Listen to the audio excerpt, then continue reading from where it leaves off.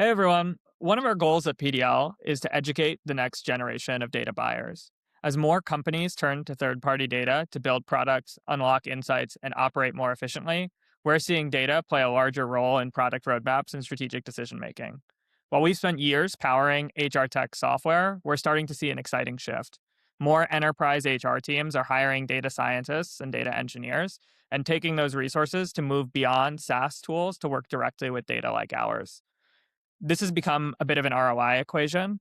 We're hearing people talk about building versus buying, and has also given us a great opportunity to have an inside look at the pain points of people analytics and workforce strategy leaders at some of these enterprises. I'm excited to explore these questions with Alexis Fink, who has held senior roles at Microsoft, Meta, and Intel, and now focuses on organizational transformation and the future of work through her company, Propeller Insights. Alexis, great to see you. I'm delighted to be here. This will be a fun conversation. I'm excited as well. To kick us off, one of the things that I had a lot of trouble with as I was starting to engage with this function was actually just defining what workforce strategy is. I've heard, obviously, workforce strategy is a term. I've heard people use talent intelligence. I've heard people say people analytics. I think there's a lot of nuance in the margins, but to an outsider, they all seem like the same thing, helping, HR and executive leaders understand their workforce. I'm curious, how did the organizations that you've worked at describe these functions? What did your role look like? That's an excellent question. And for your average person, it's kind of a distinction without a difference in a lot of ways, because it's about using data about the workforce, internal, external, in aggregate, individually, in all of those forms to make the best possible decisions for the organization. The talent intelligence piece of it is looking at the workforce externally and where does that rest? The workforce strategy internally is sort of thinking about the workforce in aggregate and making some big choices about what's our mix of line versus staff kinds of functions. Where do we want to be in the world from a proximity to customers to an employment law standpoint to an installed base of talent standpoint? That's sort of aggregate, but internal to the organization. And then people analytics or talent analytics is typically looking a little bit more individually. And once you've got those people, what do you do with them? What are your spans of control? What are you asking a manager to do? How do you think about performance management? How do you choose people in the first place through selection processes? How do you make the organization that you've got? You looked at the outside world to figure out where to put it. You looked at the inside world and did sort of your broad sweep. And now you're looking a little bit more precisely with your people analytics piece to really make it hum. All of those have a really connected through line. And I've been fortunate in most of the roles that I've had that I was able to put fingers in all of them and to be able to make sure that they could be as powerful as possible. And that's one of the places that I've been really proud because the ability to tie those sort of islands together has sort of offered you a chance to make the whole worth more than the sum of its parts. Nice. And do most of those functions typically report up to like the CHRO or the HR leader? Like, how do they typically engage those different islands as you describe them in different enterprise organizations? It's interesting. The latest benchmark data I saw showed that about 30% of people analytics leaders are reporting directly to the CHRO. They, in other cases, will be reporting up to like an operations leader. They might be reporting up to a talent leader. I reported to a VP of talent once instead of the CHRO. And then you occasionally also see them in weird places. Like somebody called me about a job where this was reporting up to the head of benefits, which I think was mostly about that head of benefits being prepped to be CHRO later. But sometimes they're in strange places. And occasionally you'll see the analytics function sitting, for example, in a centralized analytics function. Or you'll see the workforce strategy piece sitting inside a finance function. And I've even seen the talent intelligence piece sitting inside a real estate function in a large organization where they were really concerned about like where they were going to put facilities and expanded their sort of real estate considerations to these talent pieces. So if you're in an organization, if you're sitting in one of these seats and you don't think your organization is doing this yet, you can kind of poke around a little bit. And there's usually someone somewhere in finance, in real estate, sitting in operations, sitting in a strategy group that's doing some of this work and being able to join forces and importantly, joint data sets can give you an awful lot of power to make impact. Yeah, one of the things that we've seen with some of our customers who are obviously a little bit more on the technical side of sort of workforce strategy and talent intelligence is that they're often pulling people from multiple parts of the org, or they Yeah. themselves are in different areas of the org. So we have a customer that's actually on the corporate development team, but is Right. doing both talent intelligence and sort of handling the data for the corporate development team because from their perspective, right, where's the easiest place to go and acquire high quality talent in certain pockets, right? It's by Yeah. acquiring those companies or investing and partnering with those companies. And so, yeah, it's just very interesting to see, sort of this external talent data being leveraged by all these different parts of the org, just depending on how the org sort of organically put it together. There's not sort of like one playbook that it seems like is consistently being deployed. And the thing that I see a lot of talent organizations or data organizations miss is they sort of are so in love with the data that they forget about taking action on the basis of it, which means that they sort of like they have their great insight and then they kind of do a mic drop and walk away and they assume that that's enough, right? As I was trained as a scientist, that's kind of what you do in your discussion section. Like, this is brilliant. I'm smart, go other people, be interesting. And the places where I've had the biggest impact are the ones where I've been able to tie to something that was operational, to tie to something where the business was doing something, even in a talent space, to be able to tie to a business process was really, really powerful. So even where they are all together, making sure that they have that connective tissue out to other organizations, whether it's planning, whether it's, as you suggest, the best way to get my talent now is through an acqui-hire kind of a strategy, for example. Um, Being able to tie into those business operations is really powerful. Definitely. And I think that prompts me into my next question very naturally, which is I'm curious, what are some of the problems that you're hearing, talent leaders focus on today? What are some of the keystone things that they're trying to solve? Well, I don't know a talent leader that isn't trying to grapple with AI, and I see them grappling with it in a couple of directions. First of all, what does it mean for their own function? Obviously, recruiting has been huge. Things about performance management, things about benefits deployment, and how can I put more automation into my ecosystem? But more than that, thinking about what are the new capabilities possible as I try to get my arms around the skills that are required and how jobs will change. How am I thinking about employee privacy? Because I'm probably the one who cares most about that, right? How am I thinking about legal risk in different countries? How am I thinking about equipping managers to operate in this new world where they're not only guiding and directing individuals, but they're building strategies that will deploy some of these other technologies? That is a profound difference than just, how do I buy a technology that will help me screen candidates more effectively, right? So they've got this kind of continuum from the operation of HR to the function that HR plays or HR types of consideration, people types of considerations play in the execution of work within a business. And there's not a bright line in between them. It's sort of a continuum of how much of this is about HR serving its own needs versus HR supporting the function of the business. And I don't think I've talked to an HR leader in the last 3 years who wasn't grappling with that in some way. And in reality, most of the advanced ones have been dealing with this for a decade, particularly because recruiting is one of the first spaces that this stuff started to come up. If you think about resume recommenders or all the kinds of things we've been doing in applicant tracking for quite some time, this is a place where actually HR has been pretty experienced.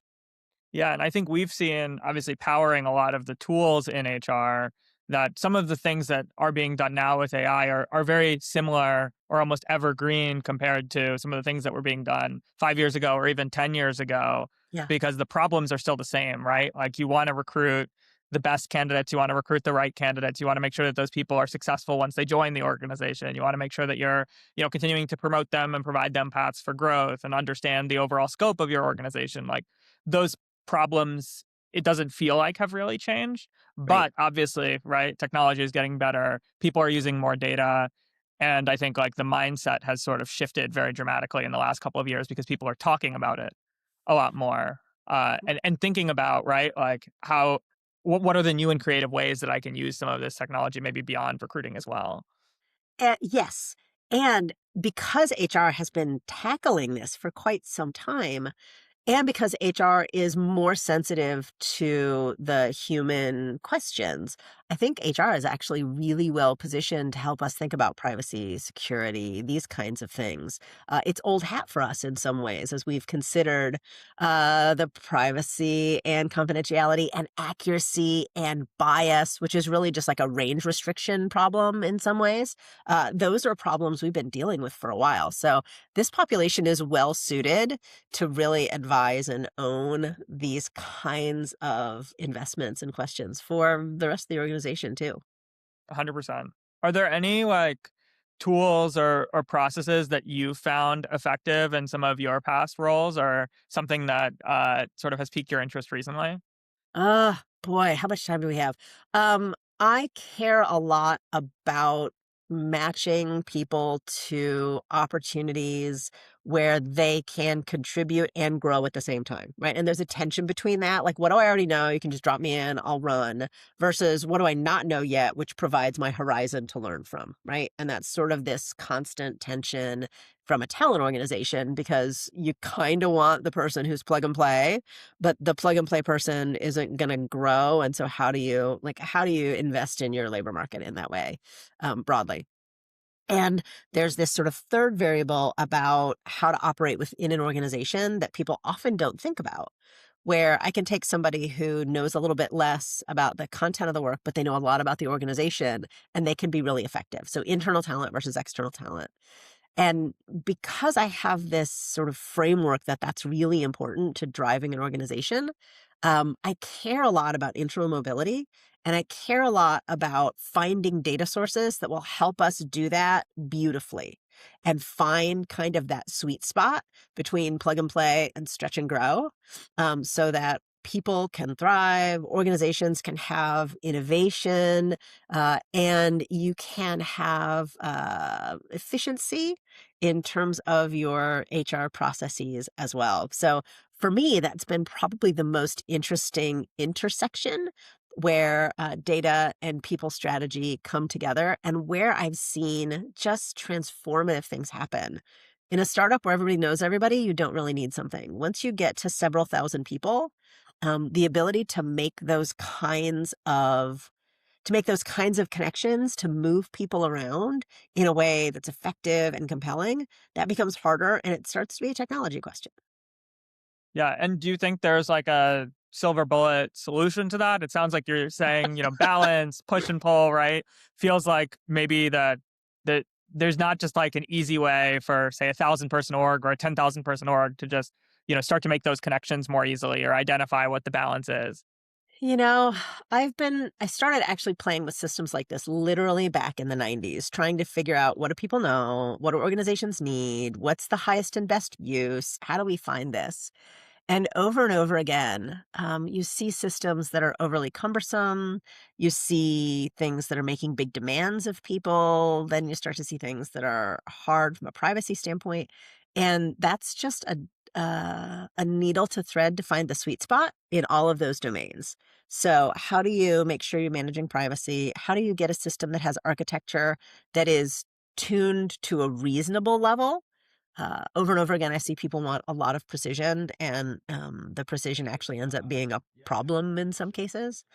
And then, how are you now taking advantage of technology to do passive extraction in a way that's still ethical, in a way that's aggregated effectively? Systems are great at this, and do it in a way that's cost and compute efficient.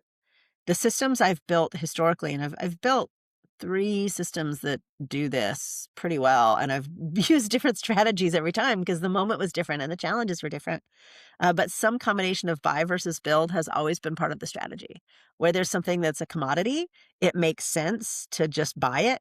Where there's something that's strategically critical and really unique and is part of your competitive advantage, it makes sense to build that.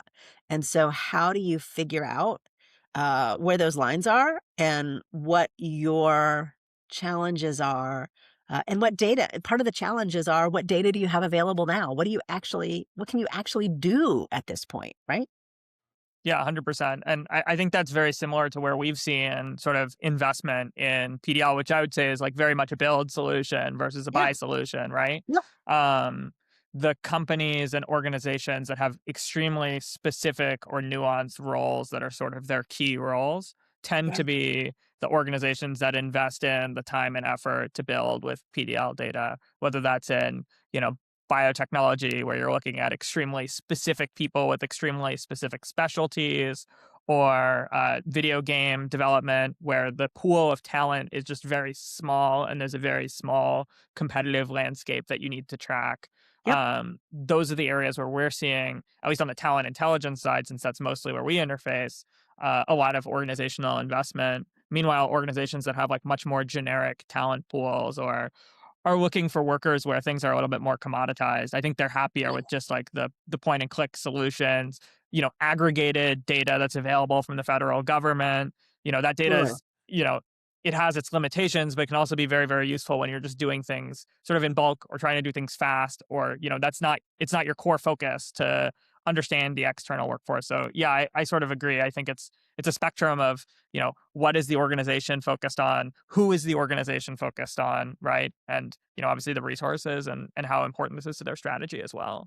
And that competitive piece is really important because anything that you can get from an external vendor, anybody else who can write a check can also get, right? Mhm. So it is by definition not sort of unique to you. And there's always a trade off driven by the economics of that vendor where you're going to be getting something that's a good enough fit, but it's not a perfect fit. And when something is really, really critical, you want a perfect fit for your needs. When something is the pillar that is driving your competitive advantage, you want to make sure that that competitive advantage is really optimized for. And I'll talk to companies about where do you really need to get an A and where is a B okay? And there are places where a B is okay. And for the love of God, like buy that stuff because it's probably more cost efficient. But where you need to get an A, it's hard to get an A sometimes from one of those commoditized vendors in terms of the perfect fit to your strategy and the thing that will support your competitive advantage.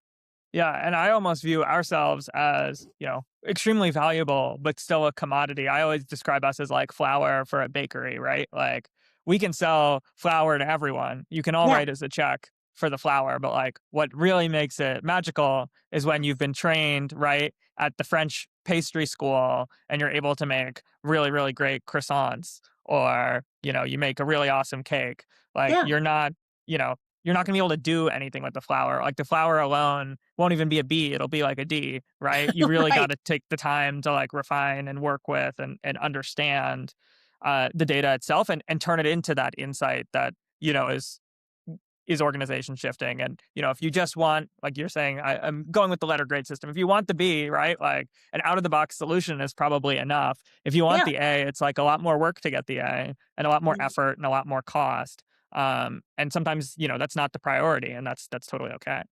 Yeah. But when it is the priority, it's kind of a non negotiable. 100%. And that's Yeah. one of the challenges that we've seen is I think sometimes TI leaders, workforce strategy leaders see that it's a non-negotiable need, but Uh-huh. they struggle to convince others in the organization of that. And Yeah. others in the organization say, "Hey, we could spend, X on a B, or we could spend 5X on an A. Like, why would we spend 5X? What's the difference? How do we get sort of 5X the ROI?" And I've noticed, at least in conversations, that people really struggle to capture that ROI and tell it in a compelling way. I'm curious, in your roles or when you're coaching others, like how do you get people to the point where they can actually talk about that ROI in a way that excites other stakeholders outside of HR? Well, part of it, I think, is segmentation. So you don't try to sell the 5X version where there's not a payoff, right? So be honest about the places where there is and is not a payoff. But the places where I found the biggest payoff, actually, let me tell you a story about a time when I really made a mistake. I was building a nutrition model, as one does. And I was like, you know what? I want HR to look good. So I've got a range here and I am going to forecast the higher end of attrition because I don't want us to get yelled at the end of the year. I want to make sure that we can hit all of our goals in terms of meeting all the hiring you're doing, et cetera. So I'm going to be generous on my attrition forecast. And that made me feel smart. And you know what? At the end of the year, HR was dancing around because we were terrific. We did better than we thought we would on attrition. Our retention was higher. Our recruiting goals, we just nailed them. Like HR came out smelling like a rose. I thought I was amazing. And the head of engineer called me and dressed me down pretty significantly and explained, here are all the projects that we didn't launch because we didn't think we'd have the headcount to support them because your attrition exit estimate was wrong. We would have had this number, this, extra 2 or 3% of people that translates to this number of additional teams, which translates to this number of additional projects, which translates to this number of additional dollars. So you're trying to make HR look good, cost the company wheelbarrows full of money, just enormous amounts. And I was really humbled by that because I had not been thinking about the fact that the engineering roadmaps in this particular organization were being gated by my headcount forecasts. And so when you Yeah. think about ROI, people, the default, and in fact, this is actually like I have a book with Wayne Cassio and John Boudreau on investing in people, and we talk about utility analysis and talking about full-time equivalencies. And wow, if you can save this number of hours, that's not that number of people, and at an average fully loaded head cost of, $200,000 a year or whatever it is, that's this much money. And that is great for your sort of internal comparisons. But I've never found a CFO who would accept that math, right? So the kinds of things that CFOs accept are, here's committed budget that I'm not going to spend. So here are interns that I won't convert. Here is an organization, like a whole site that I'm going to shut down, where it is more useful to shut down an entire site because of all of the ancillary costs and the real estate and all those things than to shut down a few people here and there that don't really aggregate to very much apart from just payroll costs, right? If that's what you need to do. But even more than that, the opportunity to deliver at a higher than sort of nameplate capacity is the ROI that people care about. And so where I've been able to do things that increase our output, increase our quality, increase golly, I've been able to use people data like this to increase customer renewals. And I've shown that in this region where we launched this thing, our customer renewals were 20% higher than they were over here. And that accrued to this kind of revenue. So I could show you real revenue that tied to the things that we were launching. I also, one of the ways that we built a bunch of skill stuff internally at one point, in one of my jobs, actually two of my jobs, but in this one particular job, I owned our internal mobility, our redeployment process. When we wound down a project and the people were at loose ends, how do we rehome them? And we almost tripled our rehoming rate because we were able to use this kind of people data. And part of what we found was the financial payoff for that was enormous because it was costing us, in this particular company, about $70,000 in exit costs for each person, just like cash money we spent on them. And then about a third of the people that we exited were coming back within 3 years. And so then we were paying them a new hiring bonus and we were, paying all the recruiting costs to pull them in.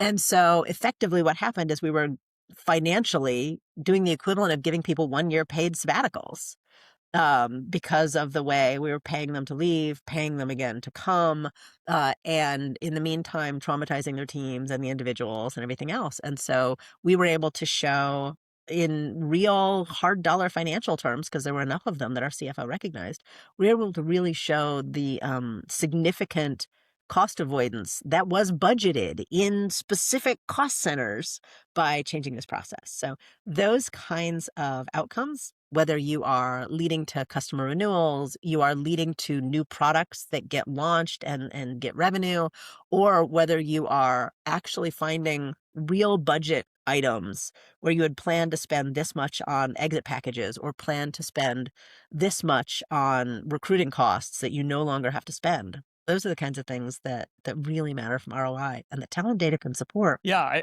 I think my summary of that, some of what I'm hearing, tell me if this is sort of an accurate reflection, is, a lot of times when I think of HR or when you think of like traditional expectations for like a workforce strategy function, it's really focused on like, time to fill or hitting certain retention metrics or hitting certain promotion metrics. It's sort of these like I don't want to call them vanity metrics, but sort of like the core metrics of what an HR function is expected to do. But a lot of the stories that I'm hearing you describe are really sort of outside of that, kind of like the aha moments of, significant efficiencies in the recruiting process or Yeah, significant efficiencies in how, talent is being leveraged and utilized within the organization. And yep, so it's less this like sort of transactional lay more people off or hire more people or promote more people. It's more right identifying what are sort of the like, oh man, that's like a huge aha moment of something that this giant organization was just completely doing in a way that could be optimized. exactly. Yep. Ho and how do you typically, like, think about finding those or identifying them? I'm curious if there's, like a playbook that you use or how you just, like how you find those sort of gems. So, I was really lucky that I went to a liberal arts college, and so I think in this kind of expansive, integrative way, right? And I try to be kind of a social person, and I spent the first 5 years of my career actually supporting operations. I didn't sit in HR. And so I spent a lot of time actually in these other functions. There was a period of time, weirdly, that I sat in a supply chain function, right? Like just a little strange for an HR person. And as a part of that, I think I've always intentionally pursued relationships with the business leaders. I've always started with, like, what's the vexing problem you're starting to solve or you're trying to solve? And in those first 5 years when I worked in operations, like, we did have to deliver real ROI. And the company CFO had to sign off on everything. And we were entirely self funded. So we only got our own salaries based on a fraction of what we were able to demonstrate we were providing for the company. So, like, from the word go, I was always um, really embedded in this idea that we're here for business value. I really believe in humans, totally on board with all of those pieces, but it had to be in partnership with driving recognizable business value. And so I think for folks who didn't have the benefit and privilege of those early experiences, getting outside of the HR bubble really matters. So talking to business leaders, like, what's hard for you? What are you trying to deliver? What, not from an HR perspective, what are you trying to deliver, but just what is your business trying to deliver? The thing about customer renewals is not something I would have come up with on my own, except that I was talking to the country managers and we're able to do that at a country level, right? Like, what's the number one metric you are driving to? How can I fix that? When I was in a factory operation earlier, pre my technology era, working with those factory managers, like, what are you trying to deliver? Oh, I need to get, contracts out the door and I need to get this kind of margin on them. Great. How can I figure out how to help you do that? Okay, well, I can reduce waste. That's an immediate way to get more product out the door and to reduce the costs of what's going into that. Because stuff you throw away because it's bad quality or stuff you have to work on twice, that matters, right? Okay, so that's a metric that I can chase. That's one that matters to you. That's one that has real bottom line impact. That's one that gets customers coming back. So just taking it out a couple of clicks. There's a tension because the HR things are closer, so your effect size is bigger. And as you Mhm. get further and further away, your effect size gets smaller. But if you're targeting projects or work that happens a lot, then even 1 or 2% on something you do millions of times really starts to add up to real money. Yeah, 100%. And I feel like a lot of those stories are also like profit center stories instead of cost center stories. I don't think Exactly. that factory business is going to be like, oh, darn, we spent, XYZ amount of money to make the factory more efficient and increase our profit margins. And being able to tell the story that way Yeah. through, right, like a champion in another part of the organization is something we've seen a lot to be effective, whether it's, hey, we're having trouble hiring this type of person and Yeah. that's going to generate a lot of value for us, or hey, um, we need to figure out which offices like are efficient or inefficient in terms of occupancy and Yep. capacity and talent presence. Um, those are some of the stories that we hear where I think when you're able to get that partner in the organization who's able to tell the story of why this is a win for the business, it sort of becomes you know valuable outside of just like the operational world. And I think there's a lot of value in being a really really stellar operator, a really really stellar workforce strategy leader. But I think sometimes people don't see it that way. They just see it as like a cost that they have to sort of buy down and restrict. And I feel That's right. like the leaders that we've worked with that have been the most successful have sort of unlocked themselves out of that, right? Like they've been able to sort of get exit velocity out of really being constrained to a budget. Everyone should have a budget, but like, constrained to like the percentage of the ROI that they're generating. Like instead they've got the trust of the organization that the things that they're doing are aligned with the organization's goals. I think there's another ROI risk that I see HR people, at least junior HR people on my various teams, fall into a lot. They think of ROI as just break even. Like, this thing is inherently valuable, and as long as there's a break even, it's worth doing. And I've never seen a business be excited by that, because there's also intangible resources that are consumed by any project you're doing in terms of attention or opportunity cost for other things you need to do. So helping HR folks think about ROI in terms of, yeah, you can do this, but it needs to have a 3x or a 10x payoff. And you're not typically going to get a 3x or 10x payoff in terms of straight up just cost reduction to do the same thing more cheaply. You're more likely to get that where you are doing something markedly better, within the same cost envelope, with a moderately higher cost envelope even, but that your focus is on improving effectiveness and efficiency instead of just cutting yourself to nothing. Yeah. I'm curious in any of your roles, since we're data people over here. Um, was there any like really unique data set that you were either able to find internal to an organization or out in the world that helped unlock one of these like huge 3 to 5 to 10x stories that you were able to achieve? You know, the most interesting data set, and I want to caveat this by saying we had privacy all up and down it, so don't freak Hmm. out. But weirdly, in one of my jobs, the company's chief medical officer reported to me, which is strange. But being a data person, this was amazing.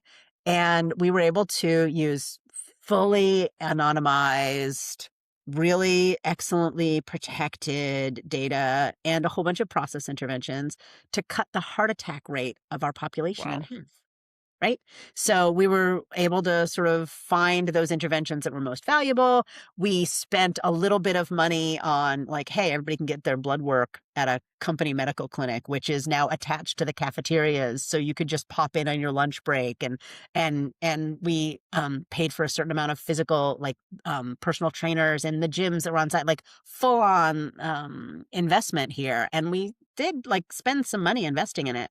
But the payoff, both in terms of humanity and like children who got to grow up with a parent who didn't die because they didn't have a heart attack, and the incredible medical bills that we avoided, because most large organizations are self-pay for their healthcare, right? Hmm. There's a health insurance company that just administers. They don't actually pay the costs, so it's the company that's paying all those medical costs. And a heart attack is expensive, and the time away from work is expensive, and there are significant costs associated with that on top of the human considerations. And we were able to really justify a lot of investments in humans and well-being and keeping families intact, while at the same time saving gobs of money for the organization. So that was probably the most interesting one I've ever had a chance to play with, in terms of a set that I don't know that I would get access to in any other kind of role. And again, you have to take all kinds of steps to make sure that you're being appropriate with those, and only looking at aggregate and these kinds of things. So you're not being creepy or inappropriate or HIPAA violating or anything. But that was Yeah. Yeah, a that's really like a very interesting. interesting. I mean, that's like the type of story that at an org like ours, where, if one person had a heart attack, that would be like ground, like it would be shaking for the whole company because there's just so few people and everybody Right. knows each other, right? Yeah. Imagining that you can work with the data at a scale where you can actually have like real healthcare impacts on a big population and then actually like measure it and see the results because of the effort that the company put in Yeah. is, yeah, that's like a great win story to be able to It's really share. cool. Yeah. Yeah. Well, yeah, awesome. Well, thank you so much for sharing that story and for all the insight that you shared today. I'd love to end today by talking a little bit about Propeller Insights and what you're doing now. Can you share maybe a little bit of what you're going to be up to this year? Oh, you're so lovely. I am fortunate to be in my post-corporate season. I've spent about 30 years in internal roles and leadership roles at some pretty big companies. And the thing that happens when you get into leadership roles is you spend more and more of your time being sort of a highly paid janitor and less of your time really getting your hands dirty with the work. So I've been excited to come back to getting my hands dirty with the work. I'm doing a fair amount of speaking, but I'm also doing some work on basically the intersection of technology and people. And one of the ways that's coming down to brass tacks is helping organizations figure out what they need to do differently to take advantage of the technology that's available, whether that comes to their technology strategy or comes down to practical things like org design. What are those things that we're doing as we transform organizations to really take full advantage of everything that people bring and everything that technology brings to help organizations be effective and remain competitive? So that's workshops, that's again some org design and some teaching and some consulting and advising. Plus, I get to advise some startups, which is a kick in the pants.